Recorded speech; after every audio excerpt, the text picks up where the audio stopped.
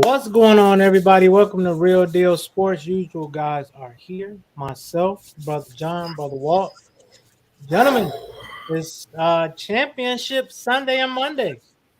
We got NCAA Women's Basketball Championship tonight, Men's Championship tomorrow, and also for you wrestling fans, we got WrestleMania today and yesterday. It's just championship, new champions being crowned all over the place. We got wrestle fans, huh? Hey, you never know. You might have a couple. I have no idea who these new wrestling guys are. I just know from back in the day. We don't need to know as long as they know. Do you keep up, Nico? A little. Okay. I try to watch as much as I can. It's one of them things. Takes you back to being a kid for about 2 hours, and then ain't Seth Rollins supposed to be fighting today or something like that? No, he fought Logan Paul yesterday. Oh, hey, I tell you this: them Paul brothers know how to get money. That's one thing they know. Hey, they know how to. I ain't gonna say finesse their way into money, but no, they just got a good ass. They know how to market themselves. That's one thing they know how to do for sure. Hey, I gotta say real quick. This is my over. Stop it! Don't start. What happened? I said that's the Cleveland skills. Yeah, that's what you have. That's what happens when you from Cleveland. Like they don't in this place. They are Cleveland boys. I forgot about that. They done some good stuff. I will say that even though there are some clowns, like they've done some good stuff for the city of Cleveland. So I'll give them that. I mean, I won't say they did anything for us, but I mean, I'm just saying they give back. They give back to like the kids in Cleveland and sporting things. They give a lot of money to sporting charities and like programs in Cleveland. So I would give them that. Like, it's good. Okay, yeah, all right. I mean, there's some goof, whatever. Who knows? Let me give you my reaction today real quick because obviously I read some news about Bronny James going to Penn State. Like from like a bunch of articles, right? And it ain't real. And here's how I knew it wasn't real: is because one of them said Bronny told Penn State, "I'm here to save the day." That's just not something Bronny would say. Come on, you're not gonna say that. But I don't really know a college kid that would say that though. But here's my overreaction. I will say I think I was wrong about him going to USC because you know what? When he played with that kid who's going that recruit, that top recruit that's going to USC, and that man missed 2 free throws to win the game in a row. I know Bronny was sitting there saying, "Bro, I played with my dad for a long time. Like, I don't want to deal with this free throw missing guy for a whole year while I got you cannot." I'm just saying, man. That's my overreaction today. I think he's out on USC just because he saw them 2 free throws. I think he looked at them and said, "Nah, I ain't playing with that. I ain't playing with that." You're not right. You're not for right. a whole year. Hey, mute his mic. I was about to say, I'm hoping just off of base two free throws, he's not making a decision like that because I think Buddy did have a great game before missing those 2 free throws. So, I mean, it's still up for grabs of where he wants to commit. I mean, honestly, wherever he goes, it's going to be a magnitude area anyway. So, I mean, it's just going to be electrifying just to see him play regardless of wherever he goes. So, he got plenty of time to make his decision. So. That's why when John told me that this morning, I'm like, no, there's no way in hell that could be real because it would have been breaking news all over, like ESPN, everything. So, what else? True. But, gentlemen, let's get into it. First topic: the women's championship game for the NCAA, championship. Man, I think for the first time in a long time, these are 2 teams. That's not your true blue bloods when it comes to women's basketball. The Baylors, the UConns, South Carolina lately. You got Big Ten versus SEC. For the first time in a while, as far as these 2 schools go. But what's your take on it, man? Brianna, Miss Clark from Iowa has taken the world by storm. With her trash talking and just going crazy, just going crazy. She's averaging 32 points a game in like the last five Wow. games. It's so she cooking. But I'm gonna ask both of you this: what does LSU need to do to win the game, and what does Iowa need to do to win the game to be crowned the new woman on the mountaintop, pretty much? Who you asking first? You just I'll say this real quick. I will say LSU I think has the better team Mm-hmm. throughout the course of the game. I think sometimes they become reliant on Caitlin Clark to hit them shots. And she does, man. She just freaking kept hitting them. But I just think that South Carolina, they played they played that Ben Simmons Westbrook defense on them where they just left their guard and said, go ahead and shoot threes. And they guarded 5-on-4 the whole time. You can't do that versus LSU. I understand your guard is so good you can't just pull her off the court because of the way the other team's playing her, but kind of what they should have done. Just gonna be honest, like sometimes you gotta play basketball and say, listen, either that or your guard's gotta just attack the rim at that. Like you got all that space, use it, get a head start, and then draw the foul, do something like you know what I mean. But they didn't. They just kept trying to get her to shoot threes. He hit some late, but by then it was a little too late. I'll say you're not gonna do that versus LSU. So LSU, they killed Iowa, got killed on the boards. And you know what LSU is good at, especially their star player, Angel, grabbing boards. And so they're going to make Iowa pay for their mistakes. You're not going to get a lot of second chance opportunities, so you better hit your first shot. And so I like LSU to pull it off. However, Caitlin Clark is, she had a nice little triple-double the other night, and, but she's not Sabrina Ionescu. She's Brown Stewart. Like, this girl scores. So, she needs to do what she does best, and the rest of the team needs to do their part, and I think Iowa can win. If she has to get a triple-double to win this game, man, good luck. Good luck. Walt? Ooh, can we say the female version of Steph freaking Curry? I mean, Jesus Christ, man. Why y'all looking at me like that? But no, for real talk, though. Caitlin, We're just letting you talk. Go ahead. She nice. She like that. If she pulling up from the logo like Steph, I think since I've been watching this whole year, I feel like she's been like I won't say she's been the most dominant because I want to get I think her name is Aaliyah Boston, I think for the South Carolina. So she was balling. She respectively won Player of the Year and Defensive Player of the Year respectively. So I want to give her her dues as well because she was dominant. I think she had like 83 double-doubles throughout the season or something like that, or from this season and last or whatever, consecutively, I should say. And so she was dominant. I just hate the fact to see that she got some ticky-tack fouls called against her that I felt like cost the Gamecocks early on, in my opinion. Those little too early fouls that she got early on in the game was kind of a little ticky-tack. I think it was one that was an offensive call and the other one was on the defensive side. So that kind of helped, hurt the Gamecocks a little bit.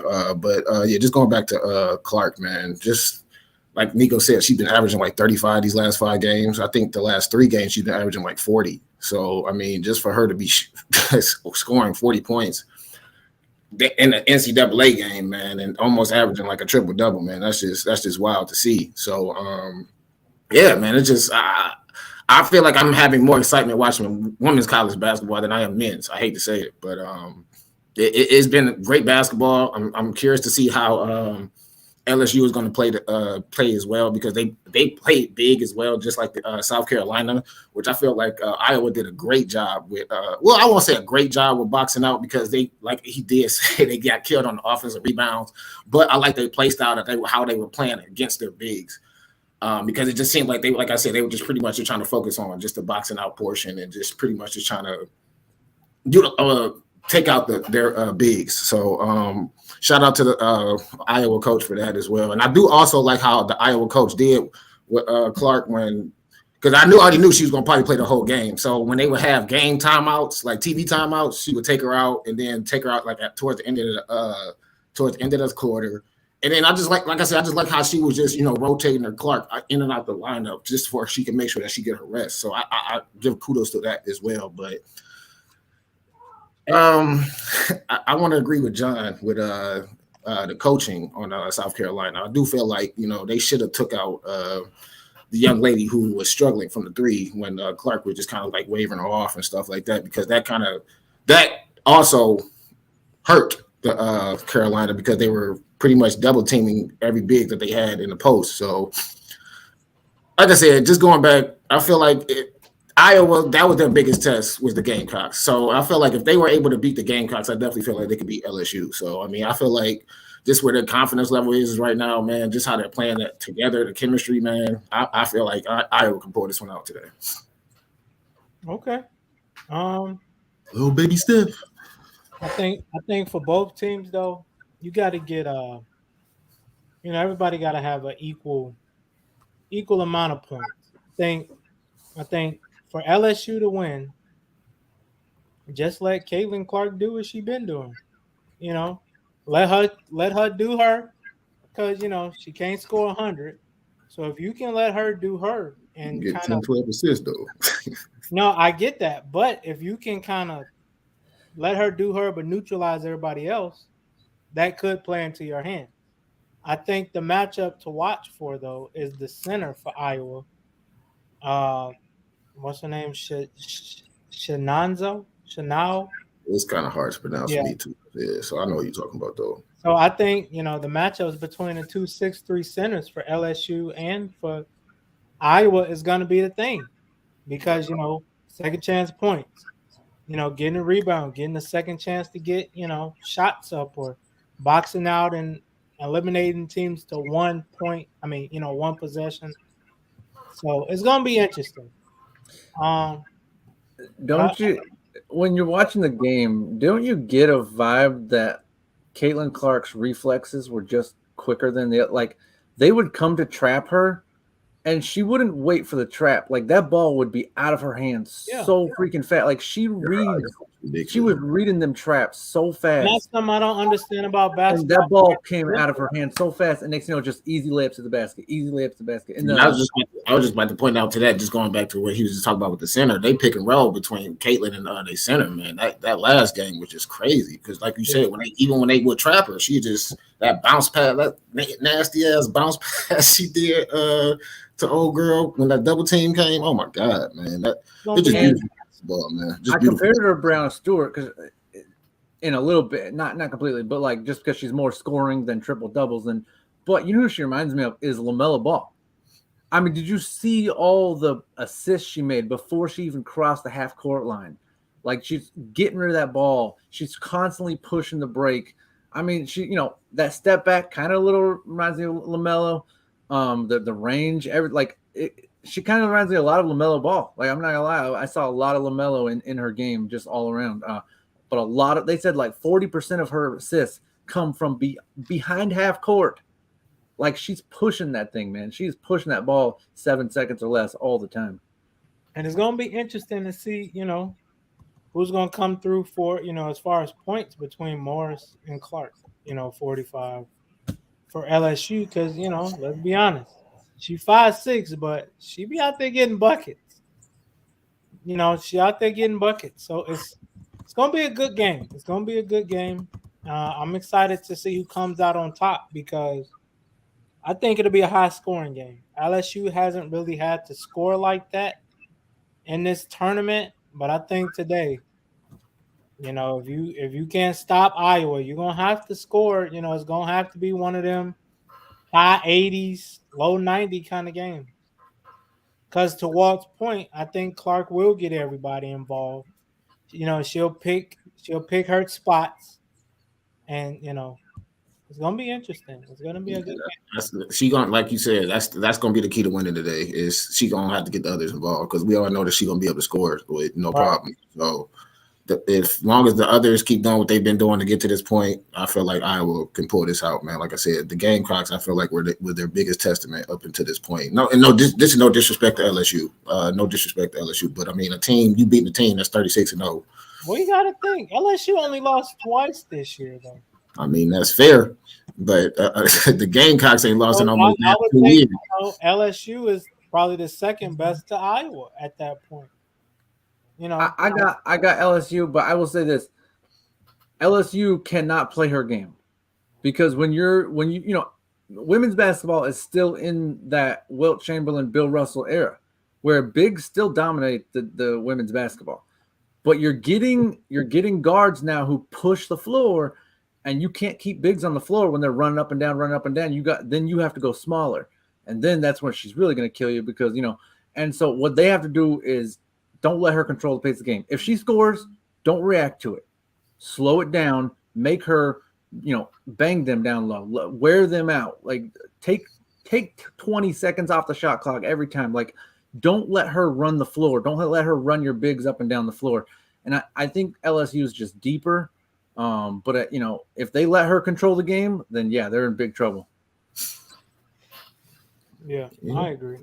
Shall see. It's going to be a very interesting game later on in the next. I got LSU though. I got LSU. I got Iowa. I'm probably the lone wolf on this one. Yeah, I would agree. You are the lone wolf. I like it. For the first time in probably ever, me and John are agreeing. No, we agreed on that Tariq Hill situation, but we ain't gonna go back. We ain't going back. So next game, San Diego State. After probably one of the games of the year last night. Florida Atlantic had them on the ropes, and they missed, and I thought they should have waited, but the way they scored, it was just enough time. They got it down there, got a good shot. They were going for the three and the dagger. They got a good shot. They got the two. Nice little fadeaway. Game over. UConn, they pretty much were beating Miami the whole game. And, that's really how the rest of the game went. But based on what you've seen, who do you have tomorrow? With the men, San Diego State versus UConn. Who you got? I got UConn. You got UConn? Yeah, I was about to say I'm gonna probably have to go with UConn as well. That just going based off their center, man. I can't remember who exactly his name is, but I think he's been averaging a double throughout the whole tournament. Big dude too, man. Like, man, I think he's like 6'8", 6'9" or something, like 260. But what I like about him is like last night, he wasn't so much trying to block every shot. He was blocking the alleys. Right. I'm like, that's smart. That's this ain't that. And I mean, UConn, they hit the gas on Miami last night. And Miami never really could recover. Yeah. It's like they were just out of sync from the tip for real, honestly. So even coach catch up. Trying to play catch up. They was down and it's like, all right, we gotta play catch up, but you playing catch up the whole game, you end up losing that. So it's gonna be interesting. I don't know who to pick. Because if I say UConn, if we do a clean sweep, San Diego State might win. But I did say, I think I told you guys, I said they're not gonna win because we picked them. All right, they're gonna win because how I usually I think you be saying that when all the announcers pick one team, the other team always wins. So I'm gonna say San Diego State. I'm gonna say San Diego State for the W. The big W. San Diego. I mean, San Diego State, they're a good team, you know what I'm saying? And just, they were pretty much a toe away from actually not even being in the game, honestly, you know what I'm saying? So, I mean, very true. They saying a game of inches, that was definitely a game of inches for sure. So, I mean, it was a big time shot too, and as well. And for them to come back like that, because I think they were down by like 9 or 10 or whatever it was. So for them to come back like that, that do show some type of, sense of urgency and poise and stuff that they can get it done late in the game. So I definitely give San Diego State that, but I just feel like, UConn, you know what I'm saying? I feel like they're a little deeper, you know what I'm saying? And I feel like they're a little bit more ready for the moment, you know what I'm saying? Like they've been there before, you know what I'm saying? So they know what it takes to get over that hump. San Diego State just kind of being them fresh, just their first time getting to the finals and whatnot. Right. I mean, I'm sorry, the championship game. So I mean, I mean, they got here for a reason, but I just feel like UConn, they just they have the experience, so they know what it takes to they can crawl out through a game if it's slowed down, upbeat, or whatever. You know what I'm saying? They just know how to they know how to control the game. So I'm going with UConn on this one. Yeah. I can definitely see that, and I think both of these games I can definitely see tomorrow's game being similar to maybe that Butler game a couple years ago. Was that Gordon Hayward that missed the last second shot or something like that? It rimmed out, something crazy. I can see it being something similar to that. Very close, very tight, and I can see it coming down to the last second shot. I can see it for sure. Yeah, I got UConn by about 12 to 15. Oh, you crazy as hell. I feel like it's been obvious since the Sweet 16, like this team was going to win it all. Yeah. And if I'm wrong, kudos to San Diego State. I want to go back to what you said, though. I completely agree with that about the last second shot. Like, you take that for granted, but the amount of times of buzzer beaters I've seen, buzzer beater misses I've seen over the last couple of weeks. I just saw another one that was, I think it might have been an NBA game where they inbounded it with like 1 second to go to a guy like 3 feet away, and then he's got to throw a full court shot. Like, bro, you got to throw that pass to half court and then take a half court shot. Now, again, I understand the pass might not make it. You might get picked off or something like that, but you have to give a guy a good shot. You cannot make a guy take a full court shot for the win. It's just, and so I agree with you on that. Kudos to San Diego State getting a good shot off. I mean, that's so important, giving your guy a good look like that. Yeah, and like I say, it wasn't, you didn't try to go for the three or you didn't do the walk down. All right, it's one on. No, he got to the spot and he was like, look, I just got to take this shit. And they won, fortunately for them. I know Florida Atlantic, they had a great season. I can see the coach probably getting talked to from a lot of these big universities. But just stay where you at. See if you can run this thing back. Win it next year. You never know. We've seen it before. Where look at who was it? A couple years ago. Was that Coastal Carolina or something like that? They just made 2 deep runs back-to-back years, and then I think Wichita State Shockers did it. VCU did it like 2 or 3 times. And there was like a Florida Gulf Coast. Remember the Gulf Coast? Yes, there you go. They had they just dunked all day. It's like every play dunked. Yeah. That was fun to watch. So last topic.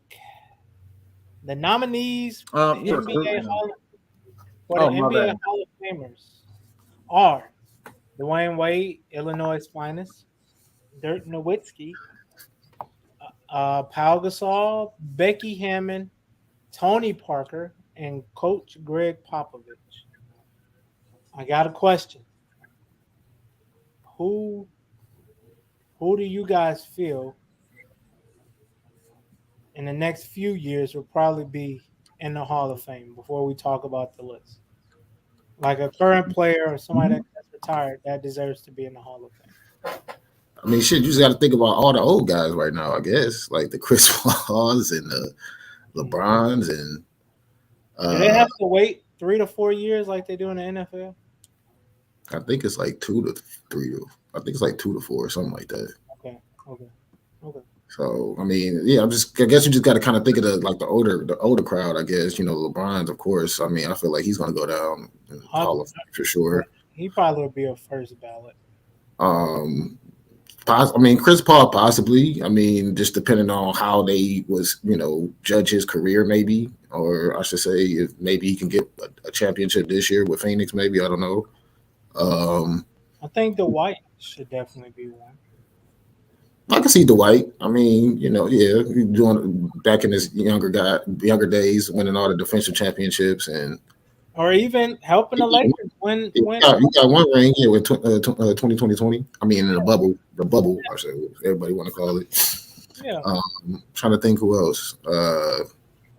Haslam, maybe. I don't know if he's gonna be. He's gonna probably be like a Heat legend. I don't know if he's gonna actually be. he probably will go in with like Eric Spoelstra or something. Probably similar to Tony Parker and Pop. They go in together. I mean, with Tony Parker's career though, like, well, no, you could probably say Greg Popovich maybe made Tony Parker career, but Tony Parker he had a great career. Definitely. Oh yeah, he did. Best point guards. Finishing point guards, I should say, in that time, for real, honestly. So right, go ahead, John. Yeah, I gotta say, a lot of the 2004 Pistons team, Billups, Rasheed, Ben, maybe some of them, Chris Webber, Chris Webber, definitely was good. There's a big argument for Robert Horry to be in. Like, you know, I understand that he doesn't have all the stats. Yeah. But it's you can accidentally be on the right team and win 3 championships, maybe even 4. Can you accidentally win 7 championships? I don't think so. I think that he deserves a lot of credit for those championships. Like, I think there's a solid argument for Robert Horry to be in.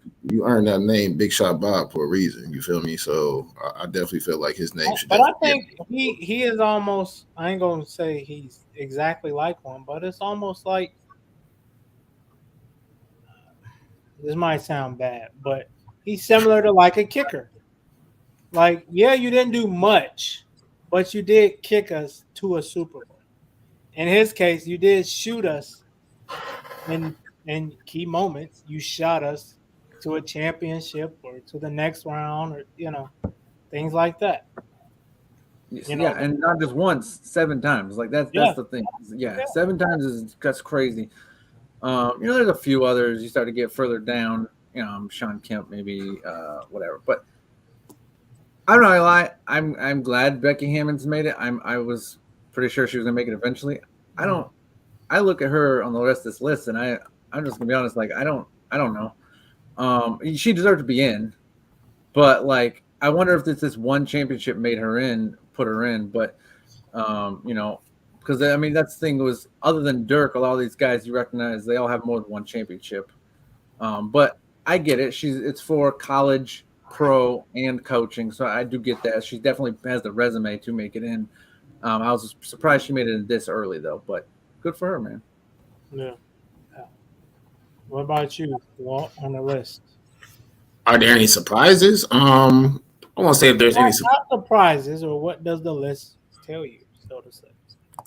I mean, it's a good list. I mean, everybody that's on the list is I feel is definitely well deserving of being on that list. And like John said, I mean, you got a couple of them that has multiple championships, and even without the championships, you know what I'm saying? Everybody has a good resume towards they meet the criteria, I should say, to be in the Hall of Fame, I should say. So, yeah.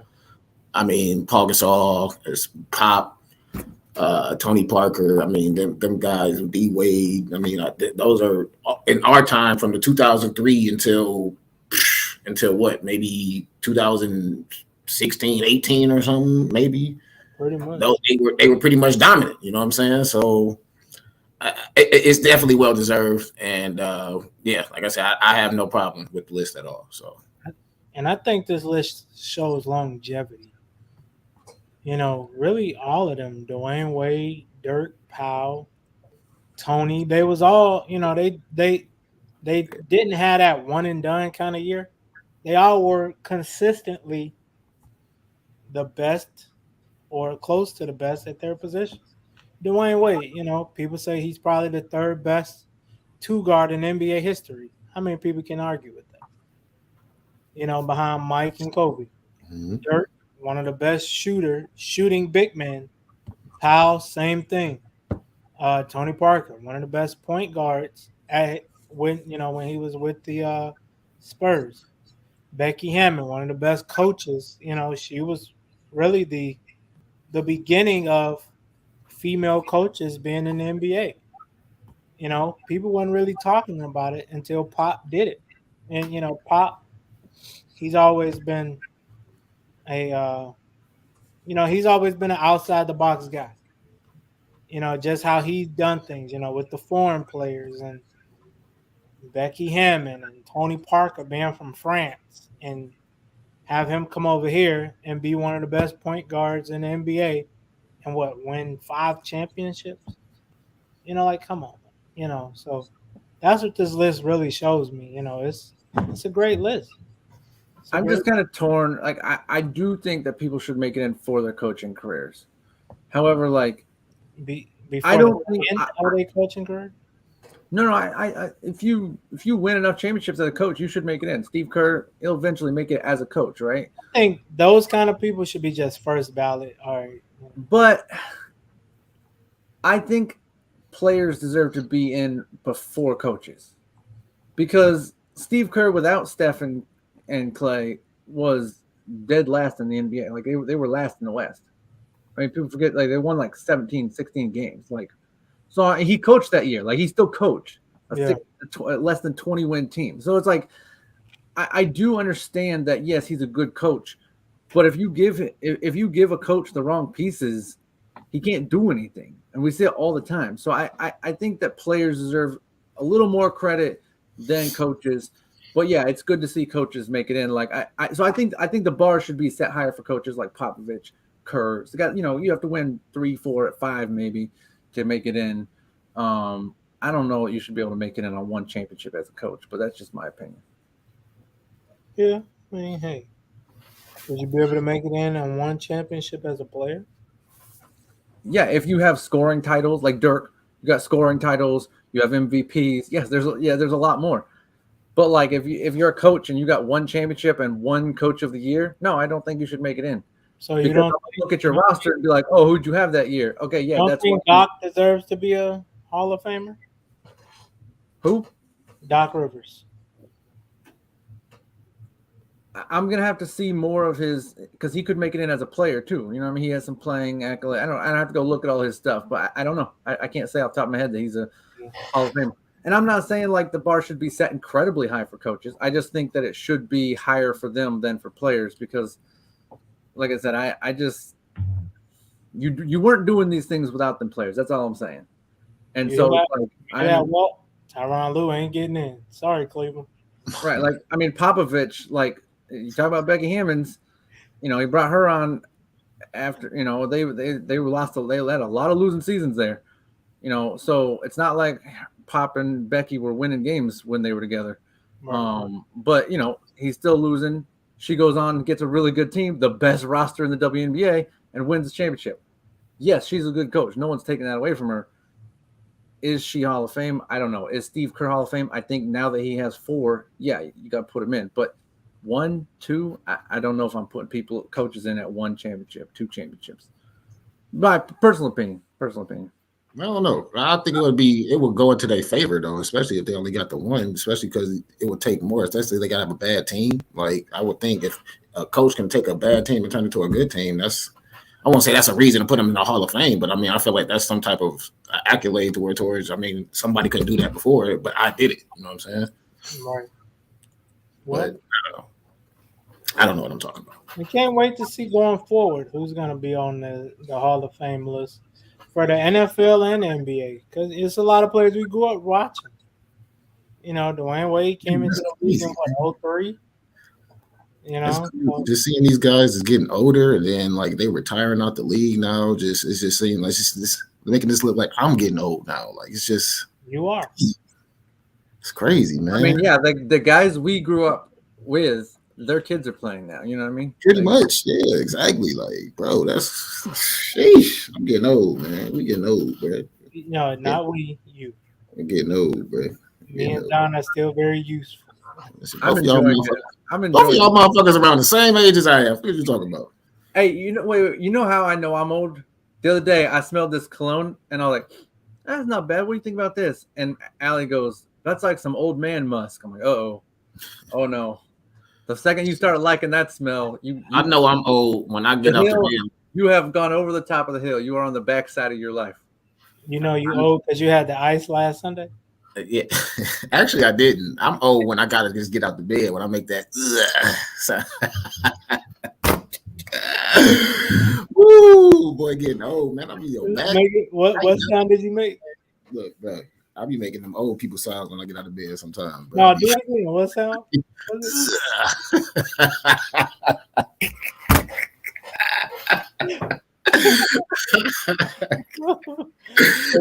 Hey, John, you make that sound tomorrow.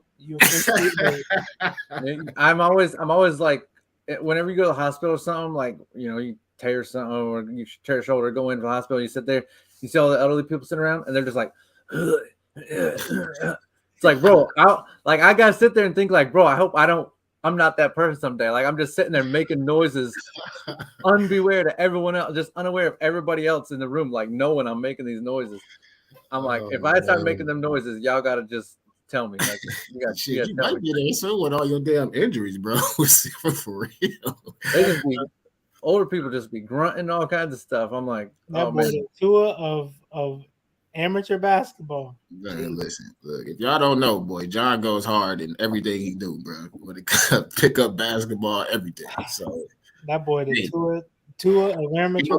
Give my boy a 10-day contract. Something. I tried to draw a charge the other day and pick up ball. I don't know what I was thinking.